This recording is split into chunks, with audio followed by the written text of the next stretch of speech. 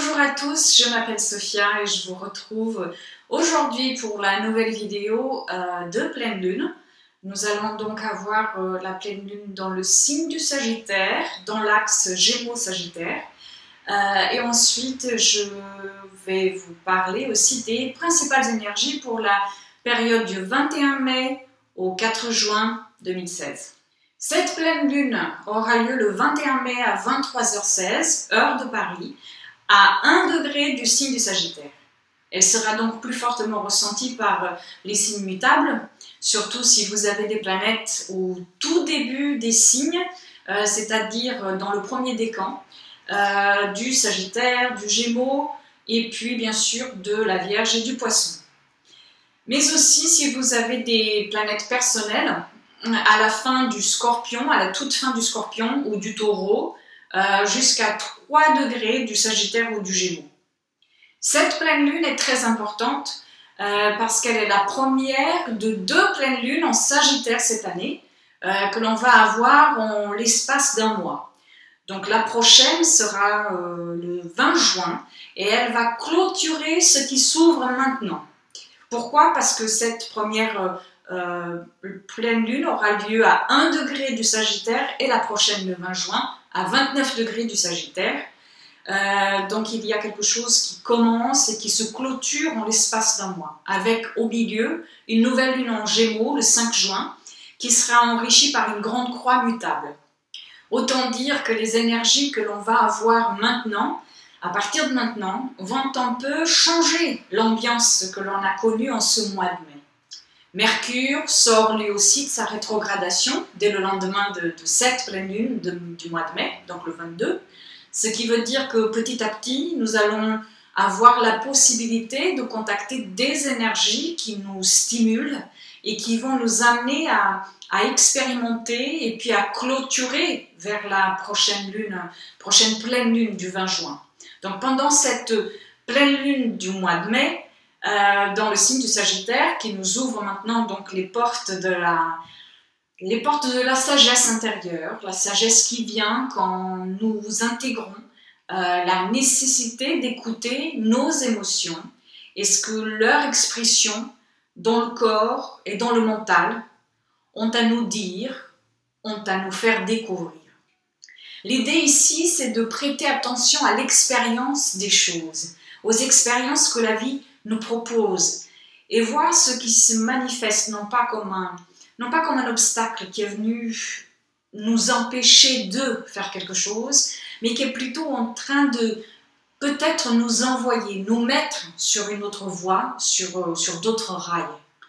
En Sagittaire, nous avons à apprendre à regarder les choses aussi d'une manière abstraite. Et l'énergie du Taureau dans laquelle nous étions depuis début mai, depuis la dernière nouvelle lune, nous a peut-être un peu trop incarné, trop voilé le sens des choses, en cherchant coûte que coûte à ne voir, à ne contacter que cette partie de nous qui est terrestre et matérielle et à laquelle nous appartenons, certes, mais qui ne peut pas être l'unique solution. En Sagittaire, nous sommes invités maintenant avec cette pleine lune, car une pleine lune, c'est aussi un moment de prise de conscience, de découverte, à laisser partir donc des philosophies de vie qui ont été restrictives et qui nous ont d'une certaine manière déconnectés de l'émotion, de l'abstraction, l'émotion que l'abstraction peut aussi nous faire comprendre du monde. Donc toutes les énergies ne sont pas que des énergies qui se manifestent dans un but concret. Toutes les énergies ne sont pas non plus dans un but de construire, structurer, rigidifier le réel. Elles sont aussi celles qui nous font ouvrir les yeux, celles qui nous amènent à bouger de point de vue. Elles sont celles qui nous font contacter nos émotions.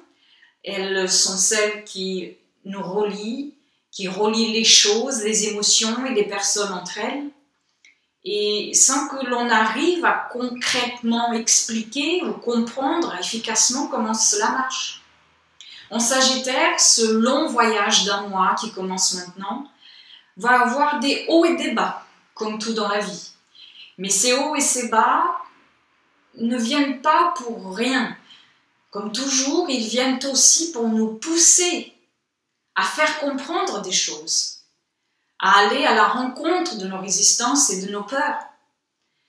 Donc ici, en essayant de prendre conscience de ce qui nous retient et en essayant d'ouvrir notre perception à ce qui n'est pas nous, à ce qui ne nous est pas familier et à faire des expériences qui peuvent nous amener à découvrir d'autres vérités et d'autres perceptions.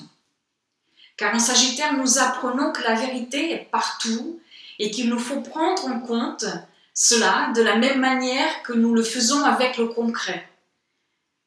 Il nous faut tout aussi amener à vivre l'abstrait en nous. C'est une pleine lune, alors il s'agit d'être réceptif à de nouvelles formes de sagesse, mais aussi à la liberté qui vient nous faire sortir de la restriction dans laquelle nous nous sommes mis et qui ne peut venir que de l'ouverture à ces nouvelles perceptions. Car c'est Jupiter qui gouverne cette lune, et Jupiter est maintenant direct, mais il est toujours entre deux eaux. Il est tout d'abord dans le détail et dans l'analyse proposée par le signe de la Vierge. Il est aussi dans l'observation de la restriction qui lui renvoie Saturne, mais il est aussi dans la projection de l'infinité de possibilités qui lui renvoie Neptune en face. Cette planète qui navigue librement dans les eaux de l'inconscient du Poisson.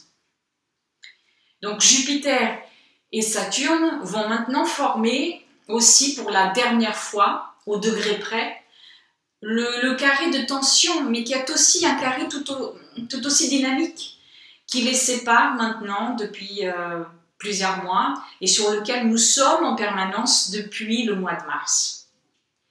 Donc c'est un carré, ce carré-là, c'est un carré de développement social, d'expansion sociale. Mais comme il touche Neptune, tout est bien plus large qu'une unique vision pratique de la vie et doit forcément englober des questions éthiques et de collectif, c'est-à-dire l'autre part de nous-mêmes qui est spirituelle, large et qui est reliée à quelque chose d'autre et à laquelle notre société ne donne aucun crédit. Nous vivons dans un sentiment de restriction, obnubilé par le détail, avec un sentiment confus d'immensité, et nous pouvons avoir donc ce sentiment de tourner en rond. Mais cette énergie est venue nous amener la conscience d'elle-même, à nos propres consciences personnelles. Mais avons-nous vraiment pris note de ça? Cette énergie va aussi augmenter durant les prochains jours pour arriver à son point culminant à la nouvelle lune prochaine, comme je vous l'ai dit, avec la grande croix mutable qui commence à se dessiner dans le ciel pour se dissiper après tout le long de l'été. Mais ce qui peut déjà être dit, c'est que tout n'est pas exactement comme on le voit. Cette énergie des signes mutables cette année est maintenant très présente en ce printemps et tout le long de l'été, est une énergie qui ne demande pas de rigidité, de fixation. Nous sommes et nous serons entre deux eaux. Le changement peut venir à n'importe quel moment. Et les signes fixes, Taureau, Lion, Scorpion et Verseau, trouveront par moment cette énergie plus difficilement maîtrisable. Mais est-ce que ce n'est pas exactement le contraire qu'il faut comprendre ici? Car les maîtrises et les supposés contrôles ne vont pas beaucoup nous servir en ces temps mutables. Je l'ai dit depuis le début de l'année, que plus nous serons dans une perspective d'expérimentation, de versatilité, de changement et de flexibilité, plus nous serons parés pour affronter cette belle expérience qui ne nous demande pas de concrétiser, mais plutôt d'apprendre à marcher au son des différents rythmes. Aujourd'hui, c'est comme ça, mais demain, cela pourra déjà être autrement. Écouter et prendre d'ici, de là, garder en soi ce qui s'apprend, pour éventuellement comprendre déjà ce qui parle de soi et pour soi et en soi. Cette pleine lune est aussi en conjonction à Mars, qui est lui encore en rétrogradation. Donc cette conjonction est très importante. Elle vient éveiller notre nature indépendante et audacieuse qui pourra un peu déborder. Donc il serait bon de ne pas se laisser emporter par les émotions, car elles vont aussi passer.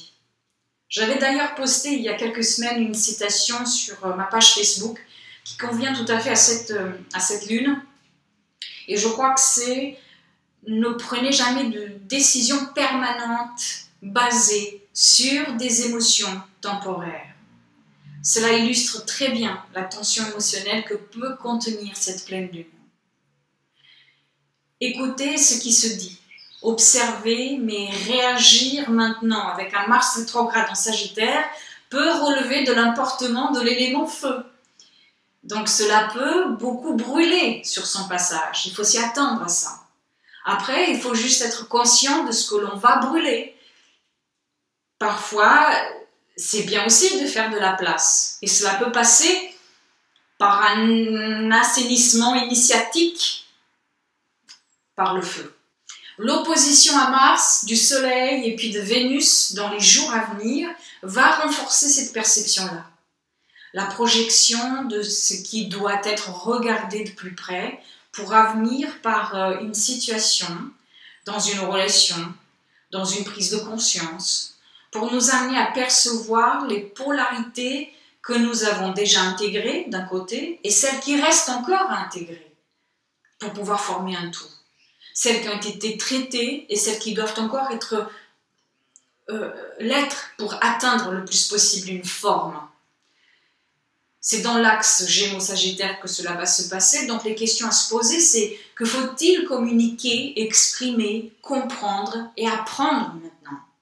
Ou alors à l'inverse, ce qu'il faut surtout éviter de communiquer ou d'exprimer peut aussi pour certains d'entre nous être particulièrement important ou relevant. Le 27, Mars entre dans le signe du Scorpion. Et nous voici emportés de nouveau dans les entrailles de la profondeur transformatrice du détachement. Il y a encore une purge qui reste à faire et un chemin initiatique à parcourir qui va continuer de se faire pour les 2 mois à venir, même tout le long de l'été. La dernière fois que Mars a franchi le sol du Scorpion pour aller dans le signe du Sagittaire était aux alentours du 6 mars. Donc là, c'est le mouvement inverse. Et donc l'impulsion et la libération que nous voulons donner à notre direction d'action, c'est-à-dire ce qui est Mars en Sagittaire, doit encore subir des ajustements en Scorpion. Donc notre vérité personnelle, nos attachements, nos crises personnelles ont besoin d'une nouvelle descente dans la psyché pour devenir à leur tour transformatrices et régénératrices. Quelques jours plus tard, le 31, Mercure maintenant direct, dialogue pour la 3e et dernière fois depuis le 17 avril avec Pluton.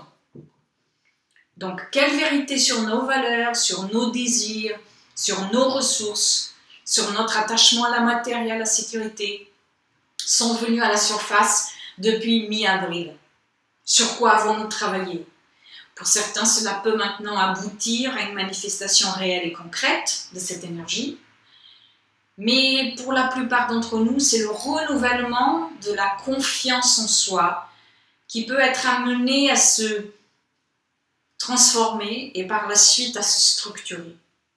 Et vous serez plus concerné par cette énergie si vous avez des planètes entre 17 et 18 degrés du Taureau ou du Capricorne.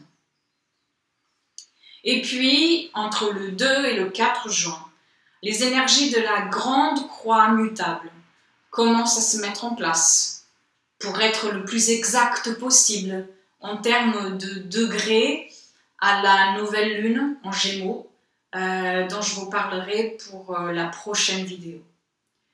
Mais je vais tout de même terminer en soulignant l'importance de la flexibilité maintenant. C'est quelque chose qui nous est vraiment demandé d'avoir en tête en ces temps d'énergie mutable. Parce que ce qui paraît être une chose peut très rapidement devenir une autre. Ou alors, il peut nous être demandé de nous adapter très rapidement à des situations totalement diverses.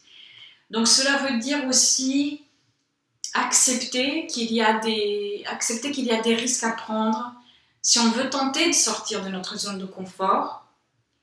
Car la confirmation pour quelque chose qui n'a pas encore été fait ou quelque chose qui n'a pas encore été tenté, cela n'existe pas. Et encore moins en cette période d'énergie mutable. Mais ça ne veut pas dire qu'il ne faut pas le faire. Au contraire. Mais il faut être conscient et fort pour accepter les moins bonnes, mais aussi les merveilleuses conséquences de chaque acte d'évolution. Je vous remercie d'avoir regardé cette vidéo.